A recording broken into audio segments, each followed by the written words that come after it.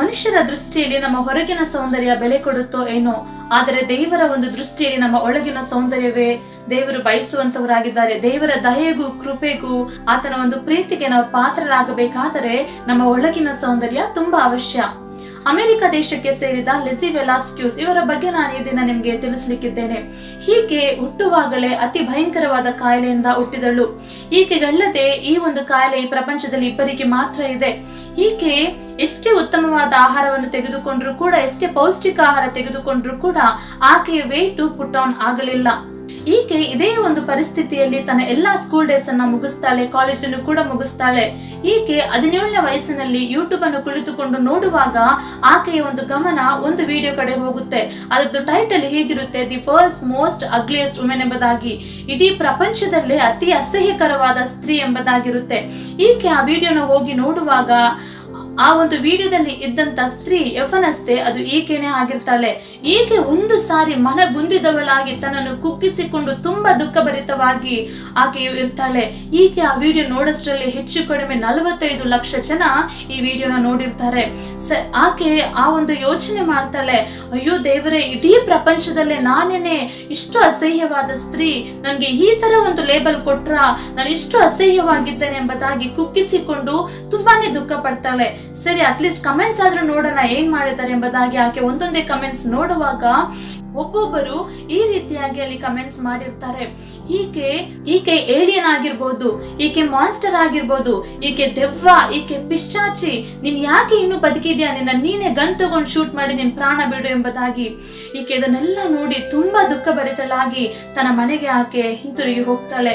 ಆಕೆ lights off ಮಾಡಿ ಮಲಗಿರುವಾಗ ಆಕೆಗೆ ಒಂದು ಆಲೋಚನೆ ಬರುತ್ತೆ. ಸೌಂದರ್ಯ ಎಂಬುದಾಗಿದ್ದರೆ ನನ್ನ ಹೊರಗಿನ ಸೌಂದರ್ಯವಾ ನನ್ನ ಒಳಗಿನ ಸೌಂದರ್ಯವಾ ಎಂಬುದಾಗಿ ಆಕೆ ಯೋಚನೆ ಮಾಡ್ತಾಳೆ. ಹೌದು, ನಾವು ಎಷ್ಟೋ ಬೆಲೆ ಬಾಳುವಂತ ವಸ್ತ್ರಗಳನ್ನ ನಾವು ಧರಿಸಿಕೊಳ್ಳುತ್ತೇವೆ, ಒಡವೆಗಳನ್ನ ಧರಿಸಿಕೊಳ್ಳುತ್ತೇವೆ, ನಾವು ಎಷ್ಟೆಷ್ಟೋ ಬೆಲೆ ಬಾಳುವಂತ ರೀತಿಯಲ್ಲಿ ನಾವು ಬದುಕ್ತೇವೆ. ಆದರೆ ನಾವು ಅದನ್ನೆಲ್ಲ ಒಂದು ಸಾರಿ ತೆಗೆದಿಟ್ಟು ನಾವು ರಾತ್ರಿ ಲೈಟ್ಸ್ ಆಫ್ ಮಾಡಿ ಮಲಗುವಾಗ ನಮ್ಮನ್ನು ನಾವೇ ಪರೀಕ್ಷಿಸಿಕೊಳ್ಳಬೇಕಾಗಿದೆ. ನಿಜವಾದ ಸೌಂದರ್ಯ ನನ್ನ ಹೊರಗಿನ ತೋರಿಕೆಯಾ ಇಲ್ಲ ನನ್ನ ಒಳಗಿನದ ಎಂಬುದಾಗಿ ನಾವು ಆಲೋಚಿಸಿಕೊಳ್ಳಬೇಕಾಗಿದೆ. ಈ ರೀತಿಯಾಗಿ ಈ ಯೌವನಸ್ಥೆ ಮಾಡಿಕೊಂಡಂತ ನಿರ್ಧಾರ, ನಾನು ಬದುಕ್ತೇನೆ, ದೇವರು ನನಗೆ ಕೊಟ್ಟಂತ ಈ ಜೀವಿತವನ್ನು ನಾನು ಆಸ್ವಾದಿಸುತ್ತೇನೆ, ದೇವರು ಕೊಟ್ಟಂತ ಈ ಒಂದು ಜೀವಿತದಲ್ಲಿ ನಾನು ಬಾಳುತ್ತೇನೆ ಎಂಬಂತ ನಿರ್ಧಾರ ಆ ಒಂದು ಯೌವನಸ್ಥೆ ಆ ರಾತ್ರಿ ತೆಗೆದುಕೊಂಡಳು. ಹೀಗೆ ಈಕೆ ಈ ದಿನ ಅನೇಕ ಜನಗಳಿಗೆ ಒಂದು ಮೋಟಿವೇಶನಲ್ ಸ್ಪೀಕರ್ ಆಗಿ ಈಕೆ ಮಾತಾಡ್ತಾ ಇದ್ದಾಳೆ. ಅನೇಕ ಯೌವನಸ್ಥರಿಗೆ ಈಕೆ ಒಂದು ಸ್ಫೂರ್ತಿ ಆಗಿದ್ದಾಳೆ. ಆ ದಿನ ಈಕೆ ತೆಗೆದುಕೊಂಡಂತ ನಿರ್ಧಾರ ಸರಿಯಾದ ನಿರ್ಧಾರ ಆಕೆ ತೆಗೆದುಕೊಂಡಳು. ಎಲ್ಲಾ ಒಂದು ಜನಗಳ ಬಾಯಿ ಮಾತಿಗೆ ಆಕೆ ಕಿವಿಗೊಡ್ಲಿಲ್ಲ. ದೇವರು ನನಗೆ ಕೊಟ್ಟಂತ ಜೀವಿತ ನಾನು ಜೀವಿಸುತ್ತೇನೆ ಎಂಬಂತ ನಿರ್ಧಾರ ಆ ಒಂದು ಯೌವನಸ್ಥೆ ಮಾಡಿಕೊಂಡಳು. ಈ ದಿನ ನೀವು ಯೂಟ್ಯೂಬ್ ಅಲ್ಲಿ ನೋಡಬಹುದು ಆಕೆ ಎಷ್ಟು ಉತ್ತಮವಾಗಿ ಅನೇಕರಿಗೆ ಒಂದು ಸ್ಫೂರ್ತಿಯಾಗಿ ಆಕೆ ಬದುಕ್ತಾ ಇದ್ದಾಳೆ. Because I guarantee you you will win. Now I want to end with asking you again. I want you to leave here and ask yourself what defines you. But remember, brave starts here. Thank you.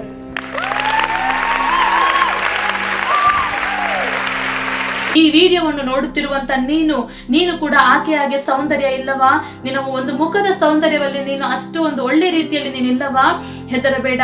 ನಿನ್ನನ್ನು ಪ್ರೀತಿಸುವಾತನು, ನಿನ್ನನ್ನು ಸೇರಿಸಿಕೊಳ್ಳುವಾತನು ಒಬ್ಬನಿದ್ದಾನೆ. ಆತನೇ ಯೇಸು ಕ್ರಿಸ್ತನು. ಮನುಷ್ಯರೆಲ್ಲರೂ ತಿರಸ್ಕರಿಸಲ್ಪಟ್ಟಂತ ನೀನು ಯೇಸು ಹತ್ರ ಬಾ, ಆತ ನಿನ್ನನ್ನು ಸೇರಿಸಿಕೊಳ್ಳುತ್ತಾನೆ. ನಿನಗೆ ಆದಂತ ಒಂದು ಟ್ಯಾಲೆಂಟ್ ಇದೆ, ನಿನಗೆ ಆದಂತ ಒಂದು ಜೀವಿತ ಇದೆ, ಅದನ್ನು ನೀನು ಜೀವಿಸು. ಜನಗಳ ಮಾತುಗಳಿಗೆ ನೀನು ಕಿವಿಗೊಡಬೇಡ. ನೀನೇ ಬಲ ಹೊಂದು, ನೀನ್ ಮತ್ತೆ ಏನಾಗಿದೆ ಎಂಬುದಾಗಿ ನೀನು ಯೋಚಿಸು. ಯಾವತ್ತಿಗೂ ನಿನ್ನದಾದಂತ ಒಂದು ಜೀವಿತವನ್ನು ನೀನು ಬಿಟ್ಟು ಕೊಡಬೇಡ. ನಿನ್ನದೇ ಆದಂತ ಜೀವಿತದಲ್ಲಿ ನೀನು ಸಂತೋಷಿಸು, ಆನಂದಿಸು.